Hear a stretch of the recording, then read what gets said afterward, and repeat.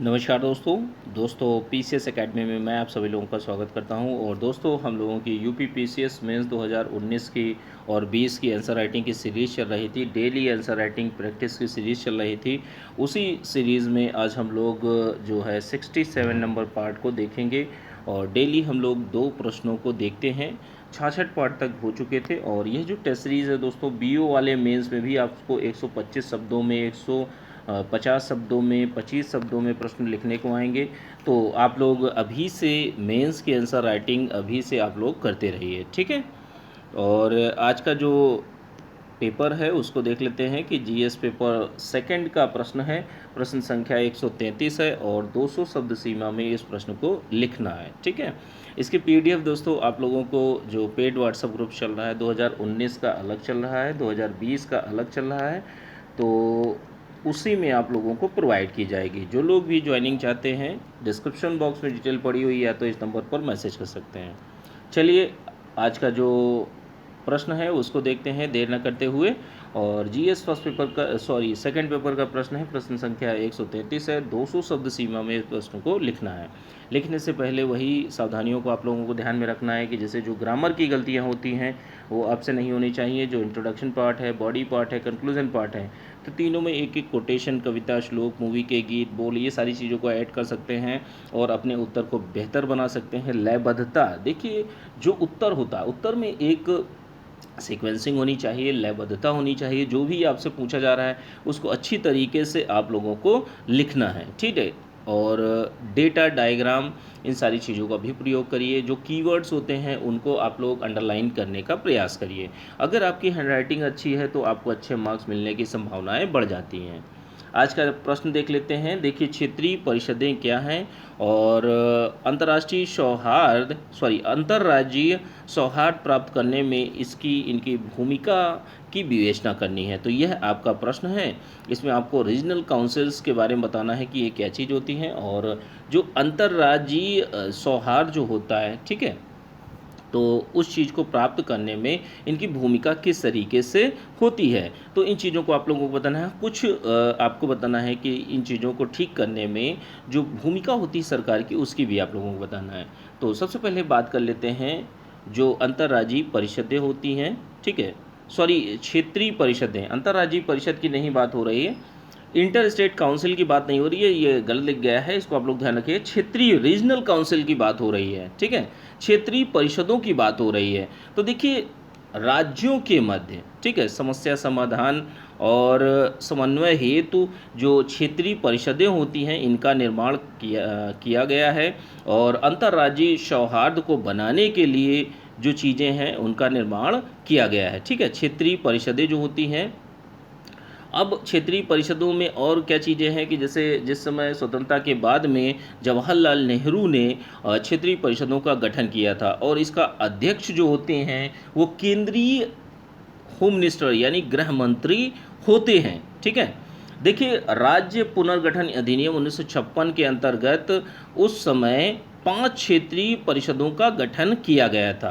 अब 5 क्षेत्रीय परिषदों के गठन की जहाँ तक बात करते हैं तो देखिए उत्तरी पाँचों को देख लेते हैं। जैसे उत्तरी क्षेत्र जो है कहलाता है, तो उत्तरी क्षेत्रीय परिषद जो होती है, ठीक है, तो इसमें उत्तर की जो क्षेत्र परिषद है तो उसमें कौन कौन से स्टेट आते हैं, जैसे हरियाणा है, पंजाब है, राजस्थान है, दिल्ली है, जम्मू कश्मीर है, हिमाचल प्रदेश है। तो ये नॉर्थ जो रीजनल काउंसिल है उसके अंतर्गत आते हैं।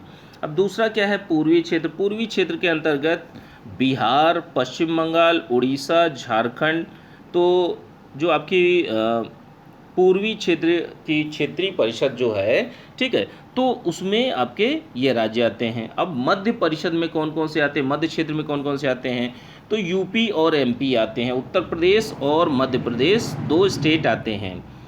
अब देखिए चौथी जो आपकी क्षेत्रीय परिषद है उसका कौन सा है, तो ये पश्चिमी क्षेत्रीय परिषद है।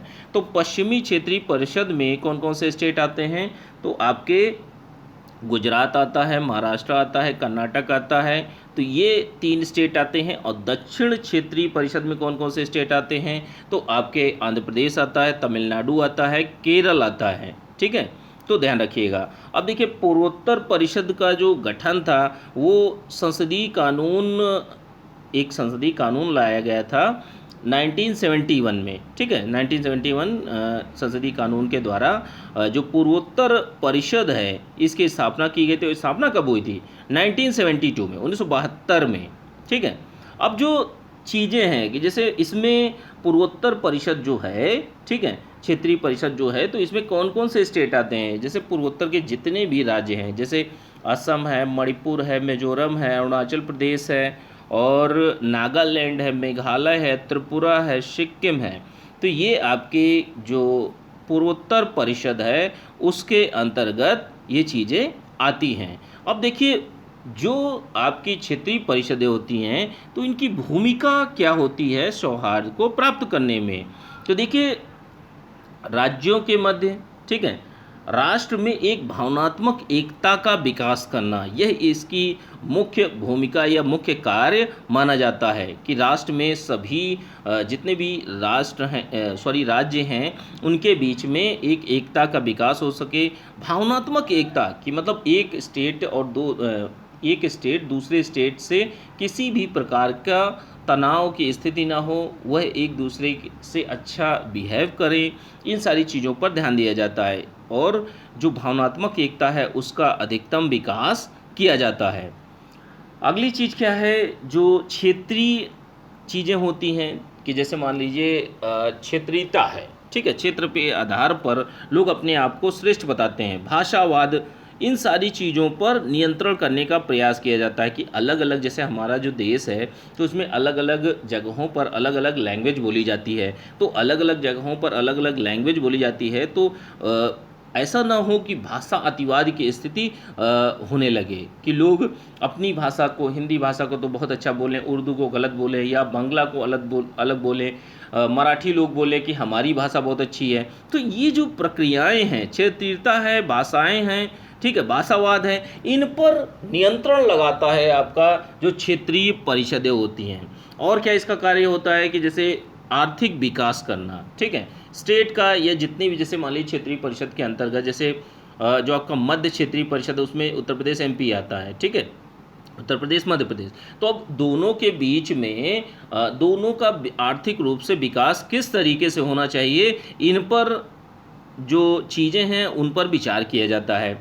विकास की परियोजनाओं की पूर्ति हेतु परस्पर सहयोग कि जैसे मान लीजिए अगर उत्तर प्रदेश को राजस्थान से या महाराष्ट्र से कुछ चाहिए, तो आपस में अगर कोई विकास परियोजना है, जैसे नदी जोड़ो परियोजना है या अन्य कोई परियोजना है, तो जो दो स्टेटों में बटी हुई है उस परियोजना, तो उन दोनों के बीच में, ठीक है, राज्यों के बीच में एक सहयोग की भावना, परस्पर सहयोग की भावना का विकास करना, और परियोजना हेतु दूसरे एक दूसरे से जुड़ें, सहयोग करें, ठीक है। ऐसा ना हो कि अगर कोई नदी जोड़ो परियोजना है या नदी से संबंधित कोई नदी घाटी परियोजना है, तो उस पर एक स्टेट तो सहयोग कर रहा है लेकिन दूसरा स्टेट नहीं सहयोग कर रहा है, तो ऐसी स्थितियां ना देखी जाएं, ठीक है।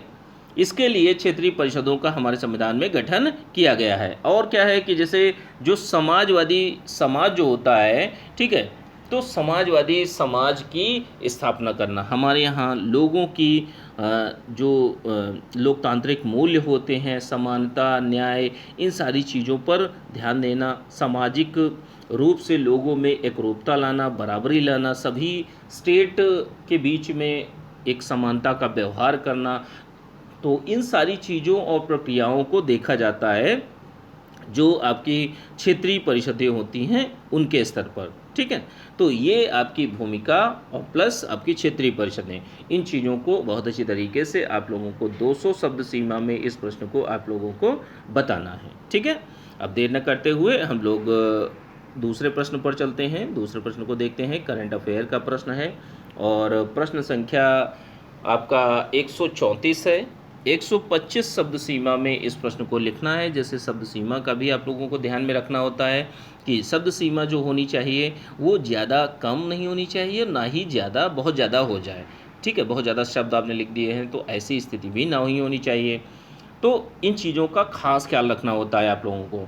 अब देखिए, जो करंट अफेयर का यह प्रश्न है, ठीक है, जो प्रश्न है उसको देख लेते हैं कि जैसे जल दस्युता रोधी विधेयक 2019 की प्रमुख विशेषताओं तथा जो इसके समस्याएं आ रही हैं तो उससे निपटने के उपाय सुझाइए। ठीक है, जलदस्युता जो रोधी विधेयक लाया गया है, ठीक है, तो जलदस्युता से निपटने के लिए कौन कौन से उपाय होने चाहिए उनको आप लोगों को बताना है।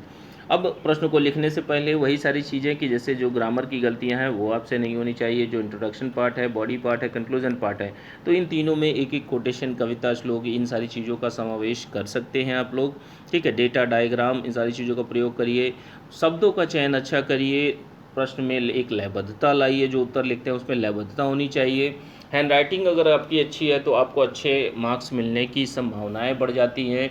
और जो अच्छे कीवर्ड हैं उनको आप लोग हाईलाइट करने का प्रयास किया करिए। ठीक है, तो ये सारी चीज़ें सावधानियों को ध्यान में रखते हुए अच्छे से इस प्रश्न को आप लोग लिखिए। जैसे देखिए, जल दस्युता रोधी विधेयक 2019, तो ये देखिए हाल ही में एक विधेयक को पास किया गया है लोकसभा से, विदेश मंत्रालय द्वारा यह संसद में पेश किया गया था। और जैसे जलदस्युता की जहाँ तक बात करते हैं, थोड़ा सा हमें ये भी बताना पड़ेगा कि इसमें परिभाषा को भी जैसे एक डेफिनेशन को भी बताया गया है इस विधेयक के अंदर, कि जैसे निजी पोत या वायुयान के कर्मी दल द्वारा या यात्रियों द्वारा निजी उद्देश्य हेतु पोत वायुयान व्यक्ति संपत्ति के विरुद्ध हिंसा या बंधक बनाकर नष्ट करना, ये सारी चीज़ें किस में आती हैं? ये सारी की सारी चीज़ें आपके जलदस्युता के अंतर्गत आती हैं। ठीक है, कि जैसे जो भारी चीज़ें हैं भारत की जल सीमाओं तक लागू होता है। ठीक है, कि जैसे हमारे जितने भी जलीय सीमाएं हैं तो ये जो विधेयक है वो भारत की जल सीमाओं तक लागू होगा। ऊपरी जैसे अपराधों को कानूनी प्रक्रिया हेतु किसी भी देश में स्थानांतरण किए जा सकते हैं, कि जैसे भारत ने क्या है, प्रत्यर्पण संधि पर हस्ताक्षर किए हैं, और इसीलिए जैसे मान लीजिए कोई भी केस होता है अरब सागर में होता है। ठीक है, तो अब अगर वहाँ पर किसी अन्य देश के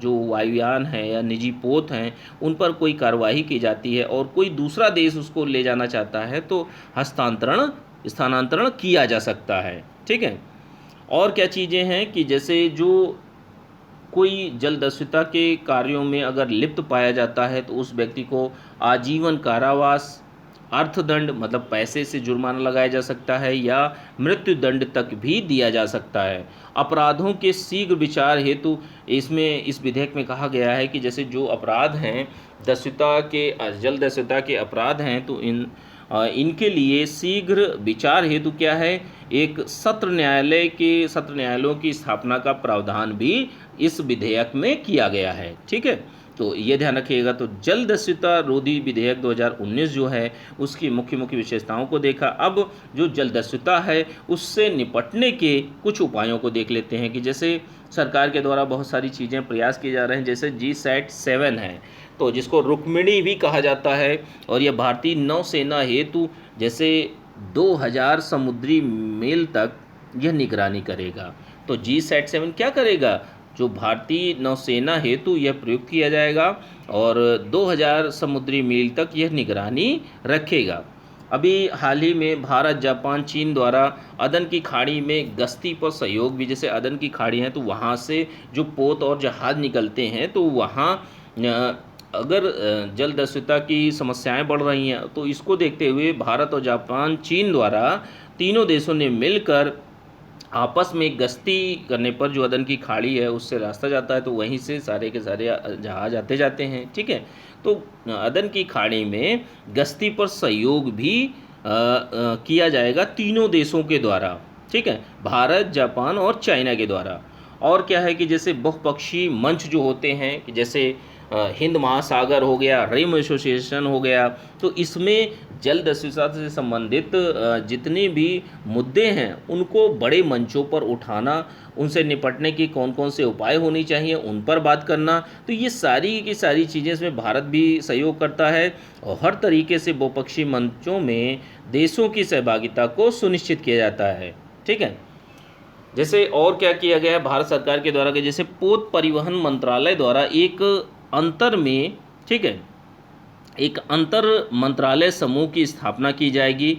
ठीक है, तो इसमें क्या होगा कि इस समूह में, ठीक है, कई मिनिस्ट्रीज़ के जो व्यक्ति होंगे वो भी इस समूह में शामिल होंगे और अपने अपने सुझाव दे सकेंगे, ठीक है। कुछ सरकार ने निपटने के लिए, जैसे जल दस्युता है तो इससे निपटने के लिए बहुत सारी आकस्मिक सेवाएं भी समय समय पर भारत सरकार के द्वारा ये चीज़ें प्रयास किए जा रहे हैं, ठीक है। तो ये आपको निपटने, जल दस्युता जो है उससे निपटने के उपाय भी कुछ बताने हैं, ठीक है। तो इस तरीके से आप लोग 125 शब्द सीमा में इस प्रश्न को आप लोग बहुत अच्छी तरीके से लिखिए।